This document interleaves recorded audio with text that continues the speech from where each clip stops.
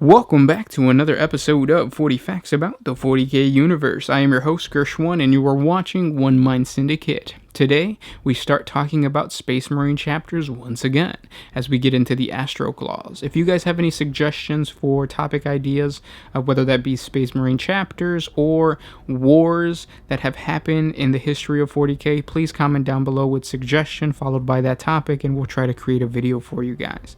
Don't forget to subscribe and like the video, and with that said, let's get into 40 facts about the Astroclaws. The Astroclaws were a Space Marine chapter created during the mid-35th millennium's 10th founding, from an unknown genetic origin. The Astroclaws were founded specifically to defend the eastern fringe of the Imperium of Man from any chaos threat, spawned by the massive warp rift called the Maelstrom. This region of the Ultima Segmentum was appropriately called the Maelstrom Zone. In the original incarnation during the Rogue Trader era, the Astroclaws were referred to as the Tiger Claws, and their armor was portrayed with a tiger stripe pattern. But in the updated canon, they now wear metallic silver colored power armor with blue shoulder plates and trimmed gold. The original chapter iconography of the Astro/Tiger Claws was an orange, black, and white tiger striped color scheme, with a tiger's head centered on the shoulder pad inside a yellow-colored roundelet. The chapter's new iconography is a contemporary tiger's head colored gold and black on a dark blue background. The Astroclaws is a name that is vilified within the Imperium, synonymous now with infamy and treachery, and in time, perhaps a name that will eventually be wiped out from history altogether. But it was not always so. For more than 5,000 years, the Astroclaw Space Marine chapter stood shoulder to shoulder with the finest of the Imperium's warriors. Their deeds were legendary, and their honor unquestionable. It was their glorious record of exemplary service that won them the singular honor of the overall command of the Maelstrom Warden forces, when they were assigned to the Badab sector in the year 587 of the 41st millennium. Lufgt Huron rose to prominence and the leadership of this chapter in the year 697 of the 41st millennium. It is remarkable to Imperial scholars today that one man, even as exemplary as Lufgt Huron, could bring so mighty and loyal a force over to the brink of heresy and rebellion, yet he managed to do so. Some argue that Huron was no more than the result of the chapter's arrogance and self-importance, and that a man like Huron could never have been allowed to rise to command, nor would have the chapter so carelessly and unknowingly followed him to damnation. The Astroclaws are believed to have been part of the 10th founding, although some sources differ on this. Created amidst dark times of the Nova Terra Interganum, few records remain surrounding this founding, which was believed to be created to try to counteract the rapid erosion and contradiction of the Imperium's borders during this period. The few such records that survive relating to the Astroclaws in this period paint them as a crusading chapter, dispatched from warzone to warzone in order to battle mankind's enemies. Evidence of their presence can be found in the Departamental Monitorum's records relating to the Perfidian Wars and an anti-orc purge of Lord Solar Jurista Marco, while further traces of their exploits can also be found on battle shrines relating to the latter battles against Nova Terran forces during the Catalysm of Souls. One of their most acclaimed victories occurred during the defense of Cadia from the 5th Black Crusade, for which their chapter standard was taken for display in the Hall of the Eternity Gates in the Palace of Holy Terra itself. For much of the 37th millennium and early 38th millennium, the Astroclaws appeared to have confined their range of operations to the Segmentum Obscurus. Their deeds are mentioned repeatedly in the Apocryphene Kali, a valuable historical source compiled by and still held in the great Scholastica Corpus on Cyprus Mundi, which details the turbulent events of the Ecclesian War and its aftermath. The records further mention that the Astroclaws have had 3 sons, which most likely implies that 3 successor chapters have been drawn from their ranks, which would be remarkable if this was true, given their relative youth as a chapter at the time, and if so, a testament to the high regard in which they were held.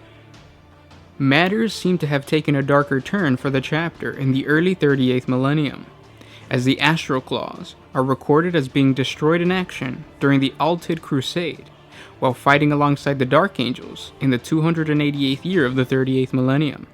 It is not until the fall of Gorgon Pentakeri, nearly 18 centuries later, that the Astroclaws are reported again fighting at full strength, with some mentions of them undertaking a penitent crusade in between.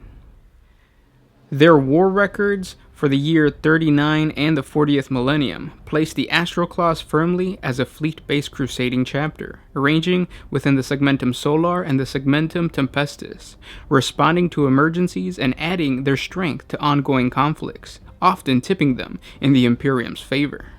Although some commentators at the time accused the chapter of a great lust for glory rather than the reward of duty, one action by the Astroclaws, which was to have unforeseen repercussions later on, was the relief of the besieged Executioner chapter on Stygia Aquilion.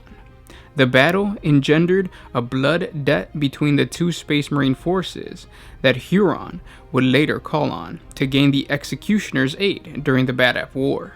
It was in recognition of their service that the High Lords named them the Maelstrom Wardens and entrusted them with the overall leadership of the force. During this time, at Badab Primaris, the chapter thrived, taking to the overlordship of the Badab sector with skill and diligence. They used their new homeworld's production capabilities and connection to the isolated forge worlds of Angstrom to further augment their abilities and increase their capacity to wage war. In the year 680 of the 41st millennium, far distant from the Maelstrom Zone, a sequence of events was later to prove to have dreadful ramifications for the Astroclaws chapter. The Bakasura, a strike cruiser belonging to the Tigerclaws, reappeared on the edge of the Segmentum Pacificus, containing over 100 battle brothers of the chapter declared destroyed over 14 centuries before. The ship appeared to have been subject to severe time distortion in the warp, and for those on board, no more than a few months had elapsed. After making contact with the Stormwing Space Marine strike force and aiding them in the battle against Eldar slavers, the Tigerclaws were resupplied and made their way back to the location of their fortress monastery on Crota.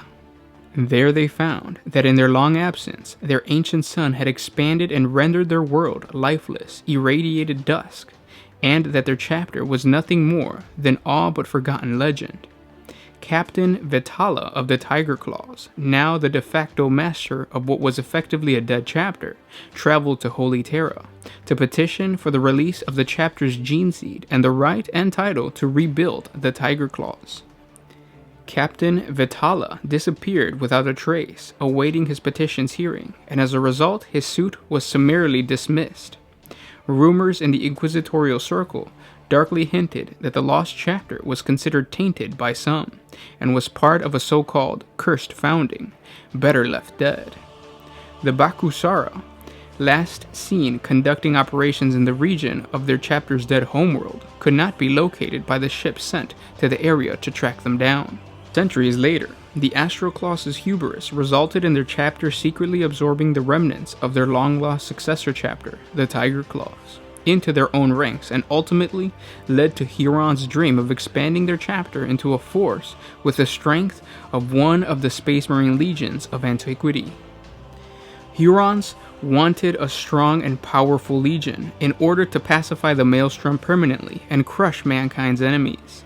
Some Imperial scholars contend that when the last remaining Tigerclaw survivors were taken into the Astroclaws, these once loyal brothers grasped a poisonous viper to their heart, thus causing them to eventually cause them to fall from grace. While still a crusading chapter, and during the opening centuries of their chapter's deployment to the Maelstrom Zone, the Astroclaws maintain an organizational structure very close to that of the Codex Astartes, with its standard divisions of 10 companies, chapter command apothecarion, and forge armories. Huron, a newly appointed chapter master, started a significant reorganization and shift to focus for the chapter that would eventually lead to an outright heresy. First, he fully exploited the economic powers of the Badab sector to his chapter's advantage, massively increasing the Astroclaws' stockpile of arms and equipment, far beyond the possible operation needs of a single Space Marine chapter. Badab's advanced manufacturing capabilities to fabricate enabled the Astroclaws to easily fabricate less exotic materials such as Rhino STC pattern vehicles and bolter weapons. As a result, such things became almost disposable to the chapter and were distributed to other Warden chapters, further binding them to Huron's debt. Though thankfully, they were unable to readily produce some of its items of war gear such as the Terminator armor or Land Raiders because of the meticulous requirements of certain rare resources and lost techno-arcane arts. As the Badab schism worsened in the lead-up to the war, and later, as the secession gathered pace, the Astroclaws chapter changed, expanding dramatically beyond the limits set down with the Codex Astartes. Slowly, but with gathering speed, they became something more akin to the structure of the ancient Space Marine legions. Under the leadership of their chapter master Huron, the Tyrant of Badab, the Astroclaws sought to have the Badab sector secede from the Imperium of Man in protest against the Imperium's continual attempt to use the resources of the Badab sector outside the region, rather than dedicating them to fully defend the chaotic and Xenos threats that emerged constantly from the Maelstrom Zone. The Astroclaws and the Tyrant of Badab were able to convince several other Astartes chapter, also dedicated to the protection of the Maelstrom Zone, including the Executioners, Lamenters, and the Mantis Warriors, to stand with them against the Imperium in what they believed to be a just cause, in an attempt to maintain the traditional autonomy of the Adeptus Astartes in the face of the unwarranted interference from Imperial nobility, its economic interests, and the often hated Inquisition. Unfortunately, Huron had slowly been corrupted by his desire for power into the service of chaos, and eventually the Imperium was forced to respond to the secessionists in the Maelstrom Zone by unleashing the full might of the Imperium in the terrible civil conflict that became known in Imperial records as the Badab War. This conflict was fought between the year 901 and 913 of the 41st millennium, and ended in the complete destruction of the Astroclaws' defense and the devastation of their chapter homeworld of Badab Primaris. Only 200 Astroclaws survived the final Imperial assault, and these Astartes, all corrupted by chaos, fled with their maimed body of their leader into the Maelstrom, where they founded a new chaotic empire. In the aftermath of the death of the Badab Primaris, the remaining secessionists from the Astroclaws, Executioners, Mantis Warriors, and Lamenters were put on trial before a specialty convened constitutorial court of their peers, with their very existence at stake. The court found that those chapters who had taken part in the Badab secession guilty in breaking both the Codex Astartes and the ancient covenant it represented. In punishment, all Astroclaws in custody were blindfolded and shackled in dishonor, and then put to the sword. The other Astartes chapters, who had served the secessionist cause, were eventually forgiven by the Imperium, since they had only been misguided and not corrupted, in return for launching themselves upon a series of penitent crusades. But Huron swore his soul and the souls of his remaining Astroclaws to the eternal service of the ruinous powers, in return for the restoration of his health and the power needed to make war upon the Imperium that he believed had betrayed him and his fellow Astroclaws. Replacing the ravaged portions of his body with bionic augmentation, Huron, now calling himself Huron Blackheart, ironically led his corrupted Astartes, now calling themselves the Red Corsairs, back into the Maelstrom Zone to become the piratical raiders that he had so long fought against. In time, the Red Corsairs became the leaders of the vast chaotic pirate force of renegade and traitors that represented a major continual threat to the Imperium in the Ultima Segmentum. As part of this transformation, an entire additional chapter-sized force of battle companies was raised, with a heavy emphasis on the use of concentrated firepower and fighting close, boarding actions inherent in their makeup, and seeded throughout the chapter fleet. Further to this, another force, totaling well over 1,000 additional battle brothers, was dispersed widely throughout what is known as the Tyrant's Legion. This force was a series of mixed armies comprising of human defense auxiliary troops, along the lines of the Imperial Guard, formed around a specialized corps of Astroclaw Space Marines, whose task it was to secure the Badab sector from any who would dare to invade. It was the creation of the Tyrant's Legion that was the most shocking offense committed by Huron, let alone his massive expansion in the ranks of the Space Marines he commanded. The Tyrant's Legion specialized in using their inferiors as disposable cannon fodder and as living shields to maximize their own effectiveness in battle. The Tyrant's Legion was also created to be a force that Huron could trust to be loyal above all else, and while it relied on the military nobility of the Badab sector for its field officers, it was always the Astroclaws themselves who had absolute final authority. And any Tyrant Legion detachment of any real size in the war was assigned to its own centurion. Each centurion was an Astroclaws' veteran who could be entrusted with both tactical command and to make bloody example to shrikers, cowards, and those who had failed their master. To the human ranks below, these armored giants were literally seen as angels of death and were figures both of holy awe and terror. And those were 40 facts about the Astroclaws. Of course, we're not done with these guys. We're going to talk more about them, and especially about the Badab Wars.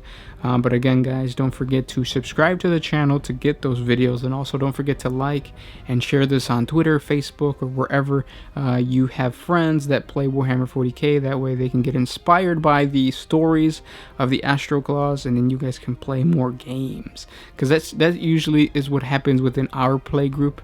Like a new story comes out, or we talk about a certain story while we're going out to eat or something, and then that fires people up, and then they want to play more 40K. So if you guys want to play more 40K, share our videos if you can. If you guys want to support us a little bit more, jump on over to Patreon. A simple $1 a month helps us create more videos for you guys. We're posting every single day, and we want to continue doing that. So please help us out there.